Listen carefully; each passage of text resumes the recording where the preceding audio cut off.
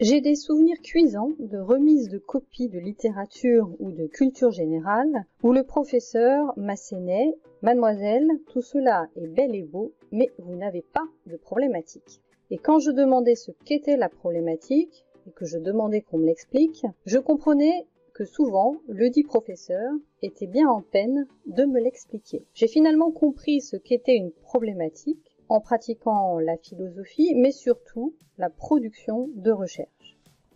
Dans cet épisode, je partage avec vous comment construire une problématique pour son mémoire de recherche et comment cette problématique évolue au fil du travail.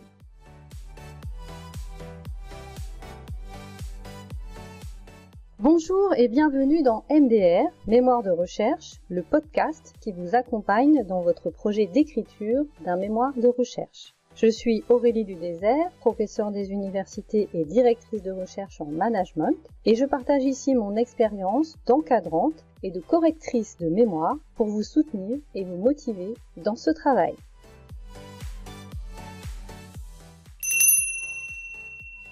Alors, qu'est-ce que la problématique ? Aujourd'hui, tout est problématique. Ce mot est en effet très à la mode et a tendance à être utilisé un peu partout, souvent d'ailleurs à la place du mot problème. En recherche, la problématique du mémoire correspond à ce qu'on appelle aussi la question de recherche, c'est-à-dire la question que vous cherchez à élucider ou à résoudre dans le cadre de votre travail. Je peux faire un parallèle avec une enquête policière. Soyons un instant l'inspecteur Colombo. L'inspecteur Colombo, dans chaque épisode, est confronté à un meurtre et pendant tout l'épisode, il va chercher à répondre à cette question « Qui a tué ?» C'est sa question de recherche. Cette question naît de la confrontation de l'inspecteur avec une situation qui n'aurait pas dû se produire. Monsieur X était en parfaite santé un jour avant et il est retrouvé poignardé dans son salon aujourd'hui. Il y a là quelque chose de non résolu qui nécessite une recherche. La problématique ou question de recherche peut être résumée de la même manière. Elle peut se résumer à une équation de type A plus B égale point d'interrogation, où A est un objet, un concept, une idée, une situation, B un autre objet, concept, idée, situation, et le plus représente la confrontation des deux qui pose problème. Si je reprends mon parallèle avec Colombo, A c'est Monsieur X vivant et en pleine forme, B, c'est Monsieur X mort, poignardé. La confrontation des deux situations pose un problème et nécessite une recherche. Tout le mémoire de recherche vise à résoudre cette équation A plus B égale point d'interrogation. Vos résultats seront le C de l'équation qui à la fin sera résolue et donnera A plus B égale C. Prenons un autre exemple. Vous voulez étudier la 5G dans votre mémoire.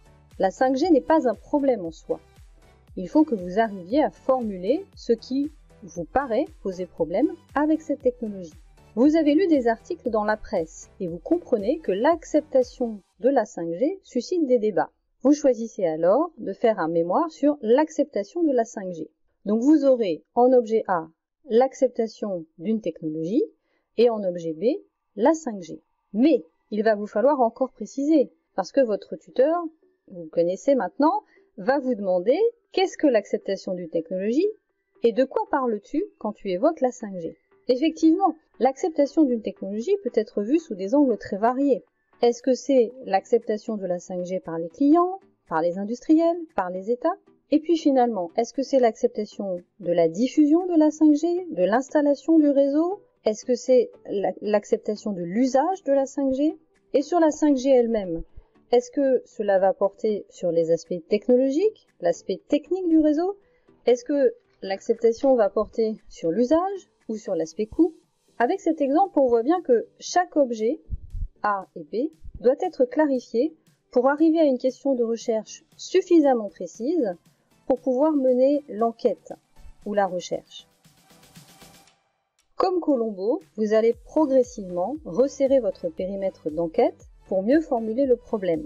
Ainsi, très rapidement, lorsque Colombo est confronté à un meurtre, il va identifier que la question n'est pas seulement qui a tué Monsieur X, Mais qui a tué Monsieur X, grand producteur de films et amateur de cigares cubains, dans son salon entre 19h et 22h avec un couteau à cran d'arrêt? Dans votre cas, vous allez par exemple choisir comme problématique A. L'acceptation de l'usage du réseau 5G, B. Dans les usines. Du coup, votre problématique ou votre question de recherche, A plus B égale point d'interrogation, sera comment une ou des entreprises industrielles acceptent-elles l'usage du réseau 5G pour leurs usines? L'autre chose à comprendre, c'est que la problématique évolue. Et c'est le deuxième constat que je fais souvent concernant la problématique ou la question de recherche. Très souvent, elle évolue. Comme l'exemple de Colombo au début, vous allez poser une première question de recherche. A plus B égale point d'interrogation. Poser cette équation et la faire valider par votre directeur de recherche vous permet de démarrer la recherche. Puis, vous allez commencer à enquêter en rassemblant des données sur A et B par des entretiens par exemple, des observations, des enquêtes, des analyses de documents, mais aussi en lisant des articles de recherche sur A, sur B, et surtout finalement des articles qui vont traiter de la confrontation entre A et B, c'est-à-dire de A plus B. Et vous allez vous rendre compte que le sujet que vous voulez traiter est encore un peu plus précis, que A peut recouvrir plusieurs réalités qui vont se décliner en A', A seconde, et B de la même manière. Donc vous allez, au fur et à mesure de votre enquête, vous allez décider de resserrer votre problématique et vous allez vraiment traiter de A' plus B étoile égale point d'interrogation. C'est cette dernière question, A' plus B étoile égale point d'interrogation, que vous allez présenter dans le mémoire et non pas la première. Pourquoi? Parce que c'est cette question que vous allez résoudre dans votre écrit. Mais pour pouvoir arriver à cette formulation, vous avez travaillé. Et cette phase de travail est importante, c'est ce qu'on appelle la phase d'exploration. En dialoguant avec votre directeur de mémoire, vous verrez qu'il n'est souvent pas nécessaire d'exposer dans le mémoire tout ce cheminement, toute cette phase d'exploration. En revanche, il vous faudra définir avec précision A' plus B étoile et les positionner par rapport à d'autres concepts ou objets que vous aurez côtoyés lors de votre exploration, comme A, A seconde, B ou B' par exemple. L'intérêt de penser la problématique comme une équation de type A plus B égale point d'interrogation, c'est d'avoir toujours en tête et de façon synthétique ce que l'on cherche. On voit bien que le résultat doit apparaître à la fin. Il faut résoudre l'équation et trouver un C. Mais comme en mathématiques, il faut démontrer ce qu'est A, ce qu'est B, et surtout comment on arrive à C. Personnellement, je me sers beaucoup de cette équation pour structurer mes productions de recherche. Dès que je commence à écrire pour la recherche, je travaille d'abord à poser mon équation. Je n'y arrive pas toujours du premier coup, et c'est même assez rare que j'arrive à construire une équation finalisée du premier coup. En fait, j'affine beaucoup avant d'arriver à ce qui me paraît le plus pertinent. Mais ensuite, une fois que c'est stabilisé, je garde cette équation sur un post-it à côté de moi pour l'écriture.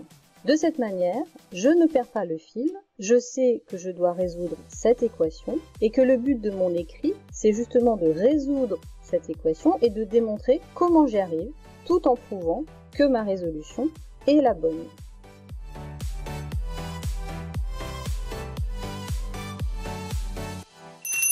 En conclusion, la problématique ou la question de recherche peut se résumer à une équation de type A plus B égale point d'interrogation.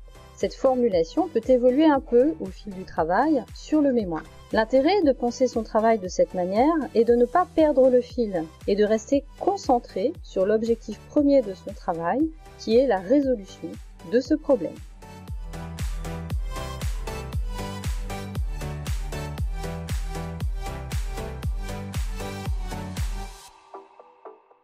C'est ici que se termine cet épisode. Je vous remercie pour votre écoute.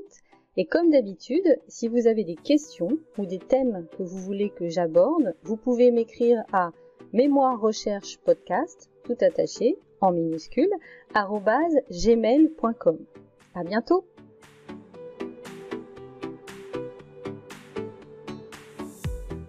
Ce podcast est disponible sur Spotify, Amazon Music et YouTube.